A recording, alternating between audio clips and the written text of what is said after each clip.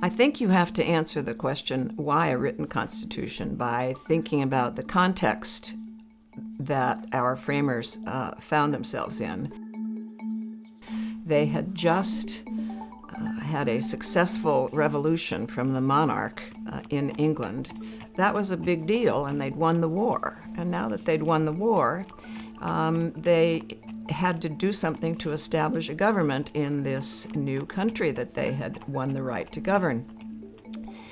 The first try at this, the Articles of Confederation, had been a terrible failure and had not worked at all to make a nation or preserve the peace that they were trying to establish. So a group of the leaders from all 13 colonies met in Philadelphia with the explicit goal of figuring out how they were going to govern themselves, of drafting a new constitution. And the idea even of a constitution was, I think, rather new, but they knew that they had to establish a new kind of government that was, in fact, a product of a revolution. And there was a lot of contention, but they were going for a unified objective, which was to establish a government that would work far into the future, a structure of government that would work far into the future. They knew they wanted a strong national government, they wanted to preserve the states, they wanted to make sure that the rights of the people as individuals were preserved.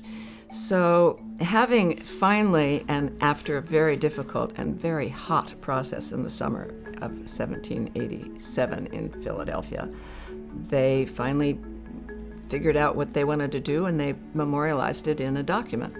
They had to make it written because they had to figure out whether all of the founders at the convention agreed to it, and then they had to submit it to the ratifiers in the various states. So it's a pretty obvious solution when you're creating a brand new government to write it down.